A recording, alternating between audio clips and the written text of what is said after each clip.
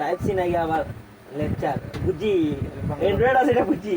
এটা বুঝা না বাকি কিন্তু বুঝা নেই লাগে লাগে না আমি গেছি নামাজও কিন্তু যাই উড়ে গেছিলাম আমার এই জায়গাটা নতুন প্রশ্ন রয়েছে বড় এখানে দিদা যার একটা ঘুম দিমু পেটটা শুনে পড়ে আইছি শিফট বাইরে পেট না ফুটবল নিতে হবে ফুটবল